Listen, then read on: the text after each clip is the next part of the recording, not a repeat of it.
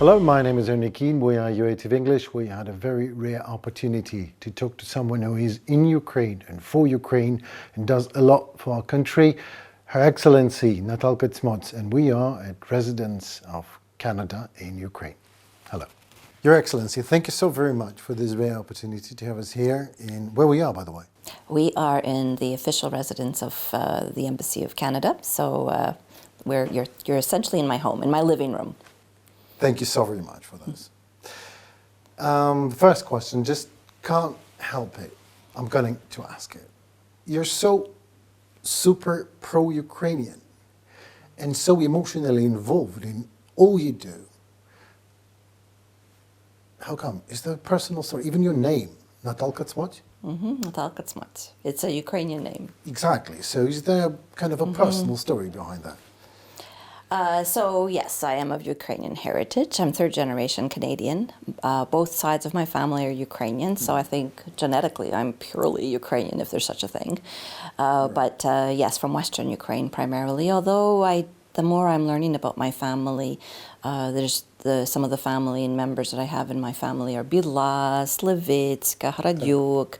So, some of them, apparently my great-grandmother's from Vinnytsia, my great-grandfather is from Kharkiv. So that side of my family moved to Western Ukraine in the 1920s when there was a big Ukrainian nationalization movement. So many intellectuals came and then became directors. So my great-grandfather was a director in a small little selo. He married my great-grandmother, who was a teacher there.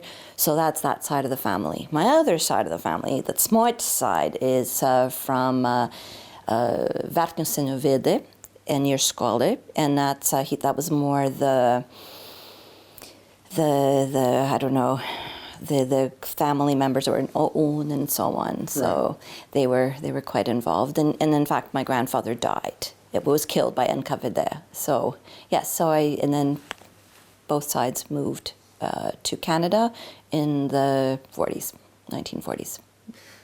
I'd love to talk more about that, but let us slide to Canada. Yes. King Charles. Yes. Recently, second time in history of opening Parliament sessions, visited it. So, not unprecedented. I mean, This is the third time. It was a great reason to invite the king to come, but I do think symbolically it was sending a message to Washington. What kind of to Washington? It was a message to Washington to say that, look at our roots, look at our history. We're not a state. We have traditions. This is a British tradition. The speech from the throne is the way to start Parliament in Canada, and so it's very significant to have the King actually read the speech. And it was a very patriotic, Canadian patriotic speech. True North and Free was clearly part of that, but what I also very much appreciated, he read it bilingually, so he read it both in English and in French, so it speaks to the heritage there. Right. And a very strong message on truth and reconciliation with First Nations, Inuit, and Métis nations. So I think it was a very important speech on many fronts. Do you believe that the message was accepted and received in Washington? I do. Let's hope. Let's hope so, right. Yes. Now, another question, I mean, with all these recent events that happened in Russia just recently, just see 116 drones just wiped out 40 aircraft of mighty Russia. Do you believe that Ukraine has a right to do that? Because I've heard voices that say no long-range missiles and no involvement in Russia in this way. You've heard them too, I believe so. But do you believe that Ukraine has the legit right to attack military facilities deeper into Russia if necessary? Well, my opinion is one thing, but the Government of Canada position has clearly has stated, and our previous Prime Minister, Justin Trudeau, I think it was just 6 months ago, made it very clear that Ukraine has the inherent right to defend itself and use whatever means it has to be able to defend itself. as long as it abides by international law. And so on anything that we've donated there, we provided no limitation on its use. Now, we have not yet provided long-range weapons, but we have made it really clear that we are not going to stand in the way of Ukraine to defend itself. Canadian leadership in G7, what does it mean for Canada and for Ukraine? Mm-hmm. So I think in terms of Ukraine, well, let me answer it this way. So the G7 chairmanship for Ukraine, with Canada having the chairmanship, is good because we had made it really clear that Ukraine will continue to be a priority. Our new Prime Minister Carney, in one of the first meetings that he had, was with President Zelensky with the purpose of inviting him. So he was invited right away and had accepted. And on the second day of the G7 chairmanship, there will be a session dedicated to Ukraine called Sovereign, I believe it's Sovereign Ukraine is the theme. So also, just to add, the Prime Minister is also wants to bring it back to sort of the basics of the G7, which is sort of that economic support and strength with geo sort of strategic interest. And so I think everyone recognizes that the stable Ukraine is important in those terms. I know Canada does a lot for Ukraine, humanitarily, militarily, and economically. You're already thinking, people are talking rumors, and people say that recovery of Ukraine. What does it mean for Canada? What is it after the war now, maybe already? Mm-hmm. Can you please talk us through that thing? The Canadian position on recovery of Ukraine, is it starting now, or are we talking about the future? No, we've started now already in terms of multi-donor support. There's a multi-donor platform. But so since the full-scale invasion, we have provided $20 billion in all kinds of support. So we were the first country to support financial assistance so that the government doesn't fall, so that it can divert its resources to focus on the war, and we're supporting the government. Okay. So I think we've spent $12 billion on that. But we also provided humanitarian support, intentionally very flexible, so it could adjust to a lot of multi-donor organizations, the UN, Red Cross, and so on, so that they can move as needed. But of course, military support. But we've been providing military support since the war began with the illegal annexation of Crimea. So we stood up Operations Unifier. We've trained over 44,000. We continue to provide support. We've adjusted that as well. We're part of NATO. We're part of SAGU. We're part of a lot of alliances to support Ukraine and Europe's security as well. So in terms of reconstruction, we also provide a lot of assistance to security and stability. In fact, that's what I worked on in 2015. So I was here to sort of design the first security and stability. Stability programming is essentially early recovery. So it's what does it mean, early recovery? Early recovery means you can't have buildings left the way they are. You need to be able to provide critical infrastructure, critical services. You need to provide some measure of safety and security, or else people will leave. And you need to be able to provide support to those who are in those locations, right? So stability is really important. I will make a statement, and you will say if you agree with that. Do you believe that Vladimir Putin wants peace anyway? It is a provocative statement. Is it? I think all evidence shows that he doesn't seem to be that motivated. I mean, look at how he treats his own soldiers and his own people. We know that he's always been the most popular when he's at war, right? So it seems to me that he has a lot of motivation to keep the war going. And right now, they've switched their economy to a defense economy. I believe their budget this year is 41% on the defense industry.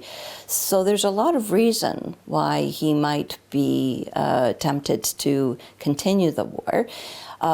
Look at the decisions they make. I mean, they mobilize and recruit largely the national minorities of Russia, the poorest sectors of Russia. So they have, what is it? I don't even know the demographics, but they're 10 to 1 to Ukraine, I believe, in terms of demography. I might be wrong there, but they have the people, and now with these new contracts, there's motivation for people to join because they support their families by being on the front. So I don't think he's motivated. I think he'd have to be, and this is where the G7 comes in. So the G7 has made it clear in the the foreign ministers meeting and then the finance meeting, and it's going to be part of the summit as well, that they're going to continue to put pressure on Russia. So it's not just supporting Ukraine, it's that pressure on Russia is what's going to bring him to the table. What kind of pressure? Is it working now? Are they applying any pressure now? Well, I think they're looking at additional pressure, right? If the ceasefire is not reached in an equitable way, where both sides are committed and respect the ceasefire in the same way, then yes, I think they're looking at serious sanctions, capping the oil, targeting the banking sector of Russia. Talking about the banking sector of Russia, this 300 billion assets frozen in Europe. Some say it is impossible to do anything about it and just to give it to Ukraine for some reason. What is your position? Do you think why is that possible and why is that not possible? If this is yes or no. So Canada has been leaning forward on all of this, right? In terms of we didn't say no, we went and looked at how, and we were the first to create a law to actually forfeit and seize the property, right? And right now there's a case introduced in the Supreme Court of Ontario to seize the plane, right? The Antonov plane. So it's going through the process. It just has to take time because there has to be a set amount of time that someone can contest this, right? So that's where we are right now in terms of that asset. But I think they're also forward-leaning, the G7, and forward-leaning in terms of being quite creative in using the proceeds, so the interest of the frozen assets. And was it the last or the previous one? But at least it was the last. G7 are using the loan of the 50 billion. So each country of the G7 has contributed so that Ukraine has 50 billion to use from the proceeds of the assets. So Canada has already distributed half of it, and it has to be distributed within 25, 26 years. So I think that they're being quite creative in how to use that while they figure out in terms of the legality for the assets themselves. Well, it's a great example how things have to be done actually by Canada. Why is not the world following, you think? Because when you say we, I can clearly see how Canada just acts and reacts in a way that is clear and very understandable. It's a good way of it's a good favor and good logic, and the proper things are done. And sanctions are working, but not really sometimes. They are clearly circumvented. So the world is running on a system that allows Russia to continue the war. Yeah. This is it's more a philosophical question, but Canada is not definitely not 50 whatever first or second state of United States, and the position is very clear. But for some countries, it's still a question: why to spend money on Ukraine? The core value, human value, freedom, for some countries, is not a human value, and is not a core human value. Is there any way to change that? So Canada co-chairs the human dimension, which started off as working group number 4 of the peace formula, but we've continued. We still operate. I think we're the only one that still operates. It's because it's the human dimension. And we have 40 countries that regularly join those meetings, which are every 6 weeks or so. Right. Why? Because the human aspect of this war is something that I think no country can accept what's happening with the children being detained, taken, going on summer camps, and then never coming home, knowing very well that they've actually established re-education camps and schools where now Ukrainian kids, when they turn 18, are fighting against their country. It's horrible. And civilians and journalists who have been taken, the Crimean Tatars were particularly targeted by Russia with the illegal annexation because Russia finds them very threatening. So these are wrong, and I think that there is a lot of interest from even global South countries. Look at South Africa. They have taken that role on and agreed, I believe, to be a mediator in trying to secure the release of 500 children, for example. So I think it's a red line for most countries. Okay, so let me quote your Facebook. Uh-oh. Yeah, here we go. What needs to be done to secure Ukraine? For one, we need to collectively shift from an approach focused on military equipment donation to one that optimizes joint investment into the defense industry. This is the best way to ensure Ukraine's, Europe's and Canada's defense and security posture. Embassy of Canada to Ukraine. Can you please just talk us through? So when the full-scale invasion just occurred, everyone collected what they had and sent what they had. Truth is that a lot of our stocks were already meager because we haven't required to invest in our own defense production because we haven't had a war. So a lot of country gave most of what they had. But in the meantime, Ukraine has really put in a lot from need in its own defense industry and have just done amazing things with innovation. And so we've reached a point now that, one, you need to restock, but the stuff that we had, it's kind of an older war. The war has evolved. So, you know, we all need to update what we have in our stocks, which is what Ukraine is producing. So I think this is the right time to invest. So basically, Ukraine has moved or shifted from being a consumer of defense to increasingly becoming a supplier.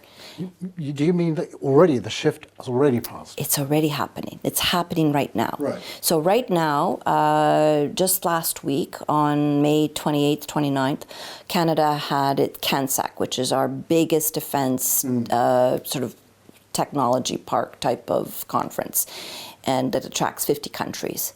Ukraine had the largest delegation that included the Department of National Defense, National Guard, and also private industry. So 30, I believe it was a delegation of 30, which is quite significant. So it's proving that it's forward-leaning, and now is the time to what's called a safe defense procurement, which is invest in what Ukraine has. But there's also a lot of openness to joint ventures because Ukraine has raised it with me.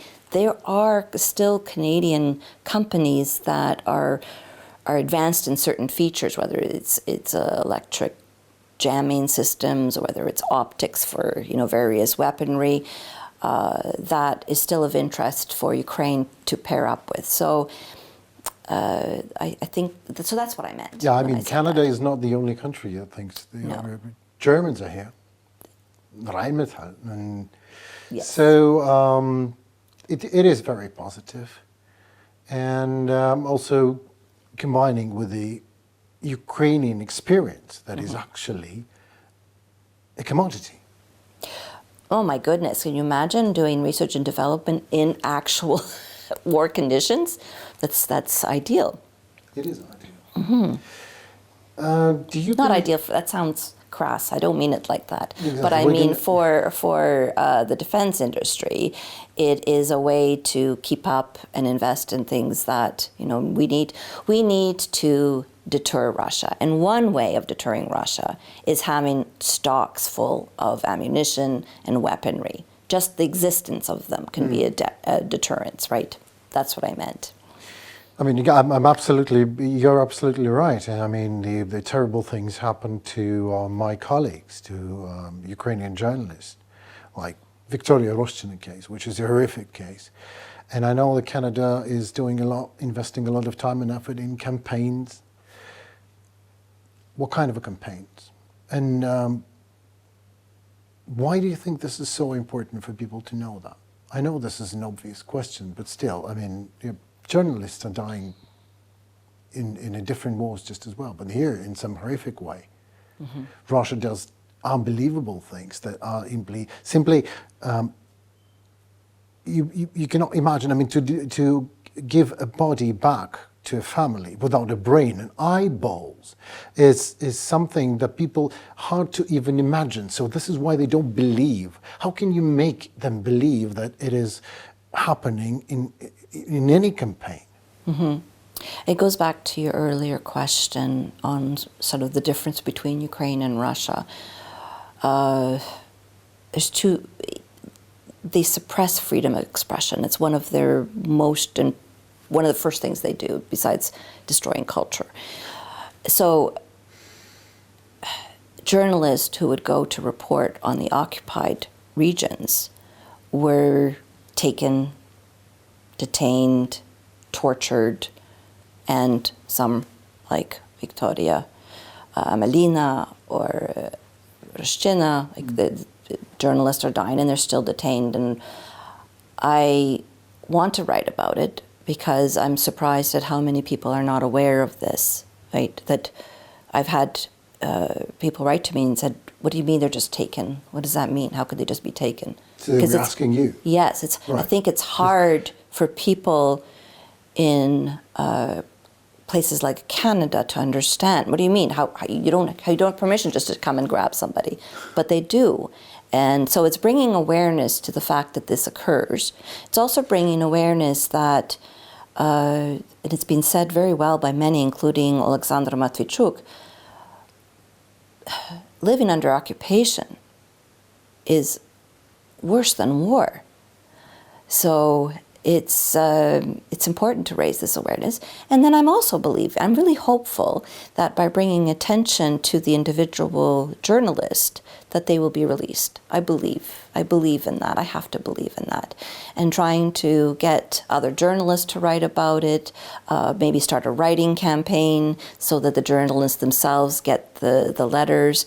And I believe it could make an impact in having their release, because it's the toughest group to get released because they're not protected under international law in the same way that prisoners of war are with the Geneva Convention or even the rights of children. So civilians who are detained and taken, it's the toughest group to lobby for and advocate for their return. Thank you. Thank you so very much for your time, for your effort, for your expertise, for being here with the Ukrainian nation, both personally and as an ambassador of Canada to Ukraine. I hope we can meet again for another interview when my body is not metabolizing my sport and you can interview me. Lovely. I look forward to it. Thank you so very much, ma'am. Okay. My name is Henry Cmoc, UATV English. This was News Pulse. Thank you so very much for watching. See you at the next beat.